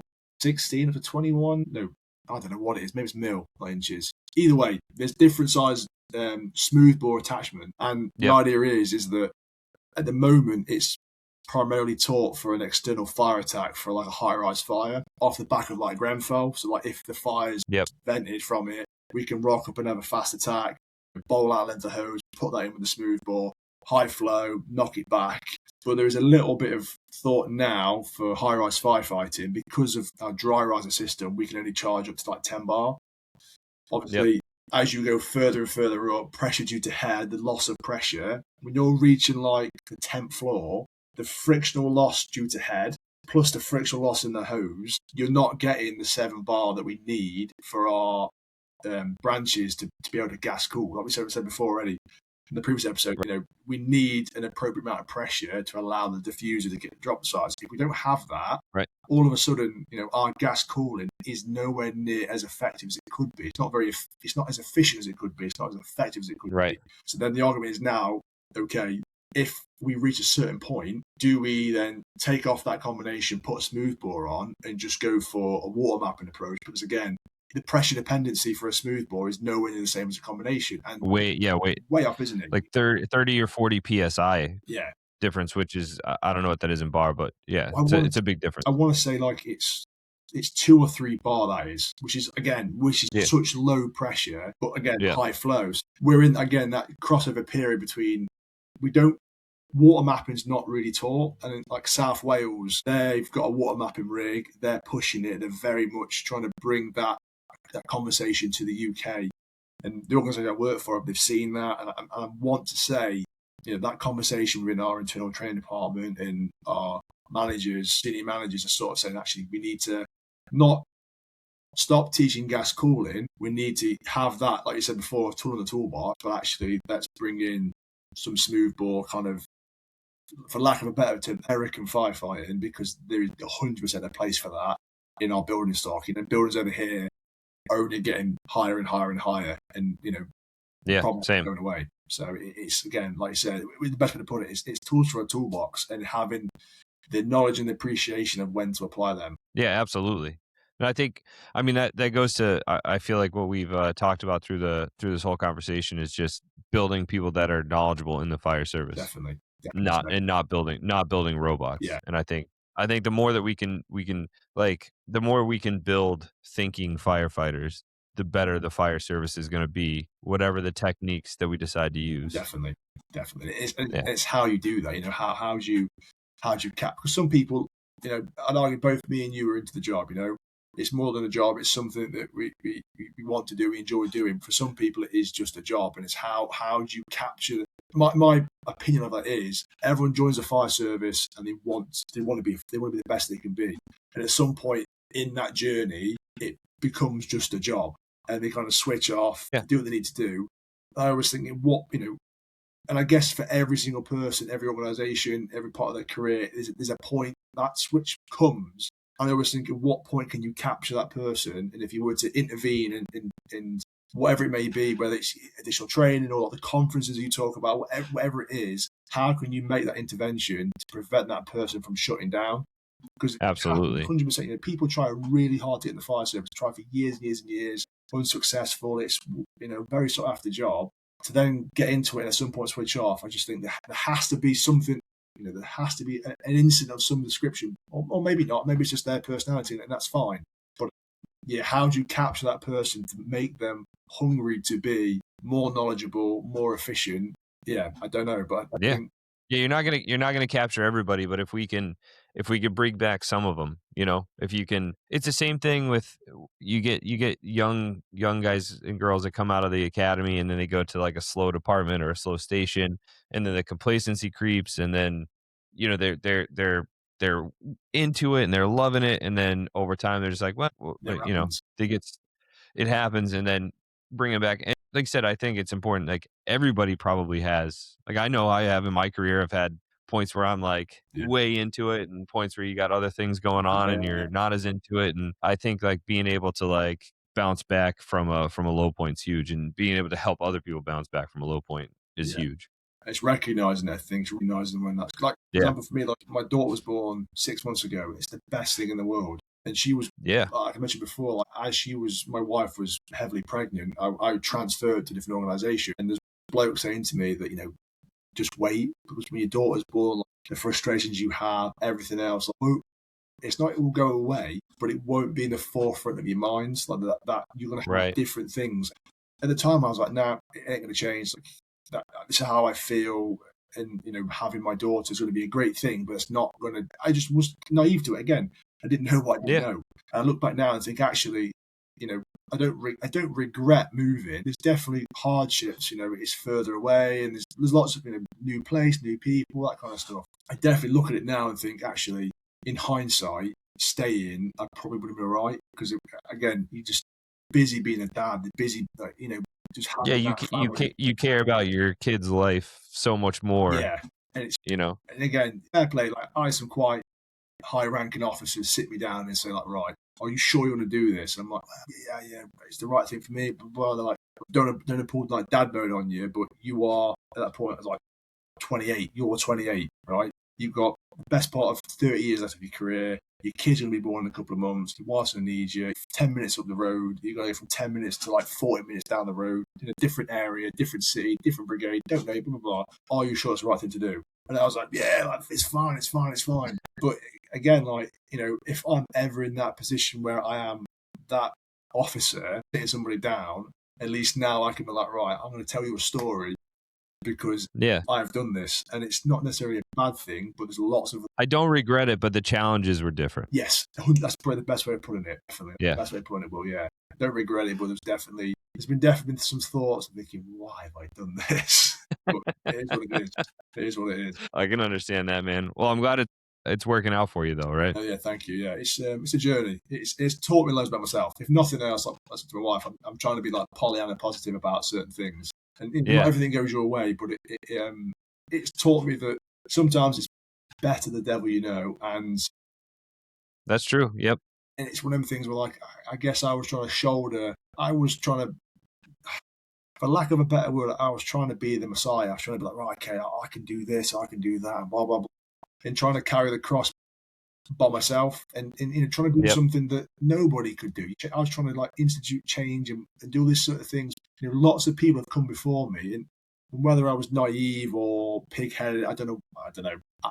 Adding the descriptive there as to what it was, but I reached that blockade, which everyone's going to come up against, because I was trying to move mountains. It doesn't happen. Naively, being passionate about the job sometimes comes with hard lessons. Oh yeah, massively.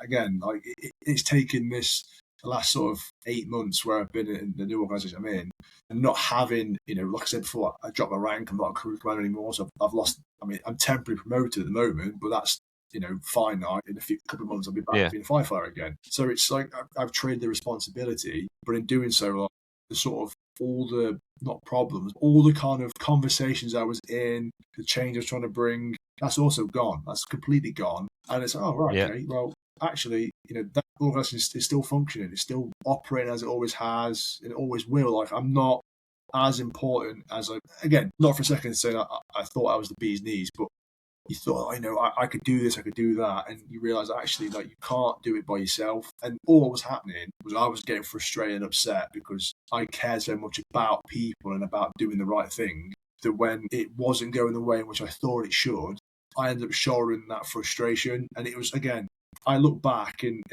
one of the big things that kind of decided me for me to move is like my wife sort of saying, like, you do realise whenever you come home, you sort of moan about a job that you like love. And I was like, okay. And, in hindsight, maybe, I thought about today on the drive home, actually. I thought maybe I was burnt out. Maybe I was reaching that kind of like 10-year lull where, like, I'm hitting this peak. And instead of just going, I can do all I can do, step away from it, I was just letting it bury me. And again, I needed that sort of time where the pressure's off and I'm away from it, and you can look back at like fond memories. Every now and again, like one of my best mates still works in an organisation. He's like, we're taking transfers in a couple of months. You fancy coming back? I'm like, oh, no. And I come home and speak to her, she's like, just remember what you've done and why you've done it. and what your goals are going forward and blah blah blah. I'm like, oh yeah, okay, right, yeah. It's like like my best mate, like he could convince me of many things, and my wife would sort of bring my head back on the straight and narrow, like, right, okay, let me pull you out of the clouds, let me bring you back to the real world. I'm like, all right, okay, thank you, I'm grounded again now. I can try to make some good decisions. Well, I mean, just to echo that, like I've been in a similar like situation where you get so passionate about how things are done that you start getting frustrated with other people, or you start thinking that you know better than other people do, and then you realize then you get humbled. Yes. And then you realize, and honestly, doing this podcast has been a big part of that for me. Is like we have people from every walks of life that bring all kinds of things to the table, and so you just have to bring what you're going to bring to the table and let other people bring what they're going to bring to the table. And obviously you fight for things that are important to change, but you also have to realize that, as you said, if I never changed, and I didn't change anything, but if I never changed how search was done, search would still be done whether I was here or not, and it would happen, and the department would go on, and the people would go on, and so it's a hard thing to balance, like being passionate and really caring and wanting to be part of that change, and also understanding that even if you're not, it's still going to go on. Somebody else is going to come behind you that wants to make change. Somebody else, you can't do any of this by yourself. So it's a good realization. A humbling realization, though. Very, very humbling. And to be fair, like, it's, if nothing else, I think, putting yourself in difficult situations, and difficult in terms of like unfamiliar. I spent so long at one organization that you become a bit part of the furnishings. I mean, you're just associated with that, and that's almost your identity. And then you sort of strip that back. All right, I'm still a firefighter, but I'm in a different organization, significantly larger, and they don't really give a shit who you are. They don't give a shit what you've done before. Do you know what I mean? And I've done it before, coming from one organisation to my previous one. I'm doing it again. And there's blokes that transferred in with me from other organisations where they've been there for like 10, 15 years. And it's really interesting to see, because I'm not saying they're getting humbled, but, it's that age-old thing of like, I don't care what he did over there. We do it like this. Yeah. It's like, all right, fair point. I'm just trying to do my little thing, but that's the reality of it is, Cool. I guess I should learn it this way then. Just leave that. It's like, oh yeah, okay.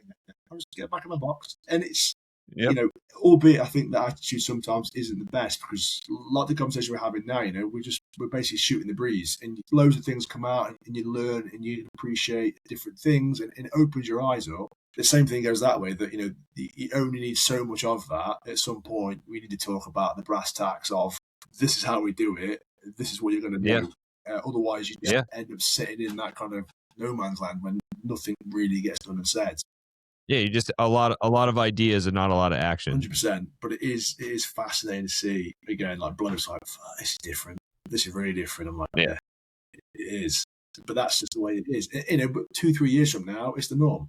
But it's just time. It takes time. Time does fix everything. It's just whether or not you can wait long enough for it to do that. So definitely.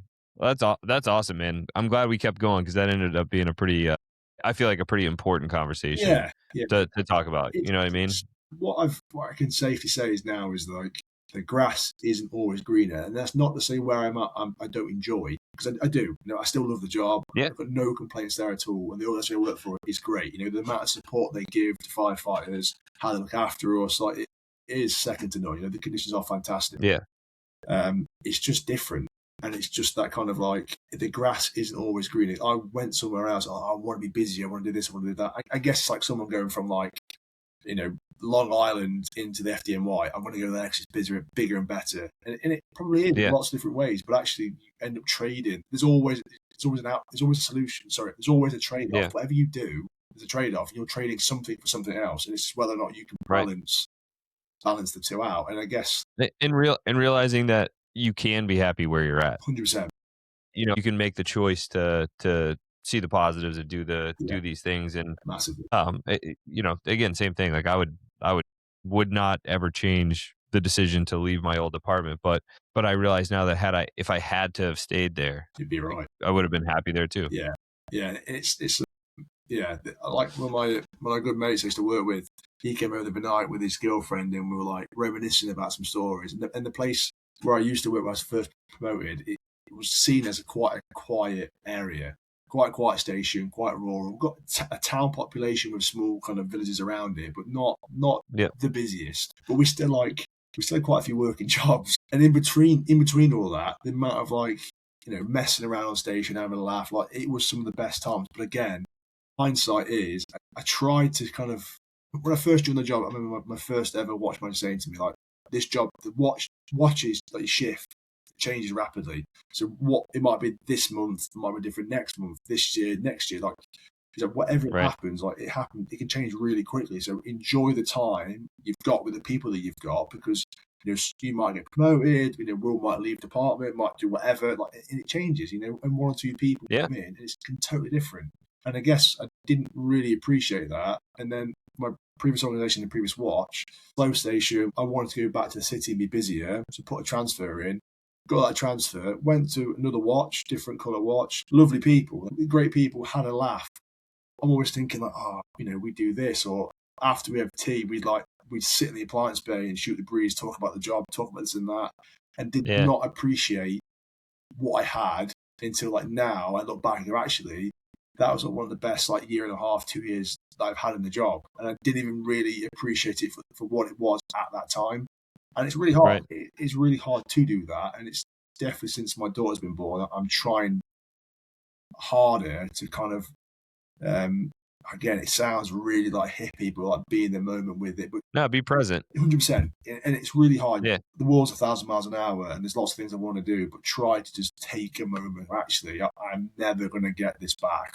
I need to just take it for what it is. And it's hard. And again, if it wasn't for what I've done in sort of moving and putting myself in more uncomfortable situations, I'd never have any of this perspective. I'd still be potentially talking to you, maybe not, I might not have reached out to you if I wasn't in the situation I'm in, and like having to commute to work.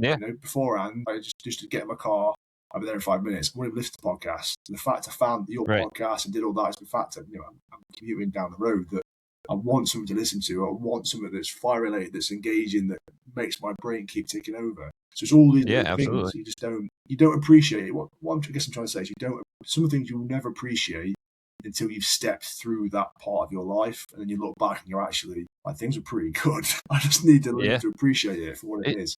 It's a lesson that everybody that came before us learned too, and they tried to tell us, 100%. And then you don't know it until you know it. No. Yeah, and there ain't no truer saying than that. You don't know until you know. You really don't. Yeah. I say always greener, but you got to do difficult things to find. Yeah, absolutely, man. Absolutely. That was a dude, that's what's that? That was a huge tangent. That was like way off piece. That wasn't. No, dude, that was. I love stuff like that. Well, again, like one of the reasons I love doing this podcast is for stuff like that. Like it's the kitchen table talk, right? It's like we come in to talk about doing this thing, and then that leads us to this, to this, to this, to this, and then we just end up talking about. Yeah, exactly. Then you just end up talking about being passionate about the fire service and life in general. Yeah, definitely. I love that stuff. So I promise at some point we will actually picture the stuff about the. Honestly, I think talking about like the search is like a huge thing that I love discussing in general, because it's done differently. The ideas of how it's done obviously are different from place to place, and like again, like using the data and seeing and like what we're doing, because at the end of the day, for me, in my opinion, what I believe should be the opinion of fire services, that's what we exist for.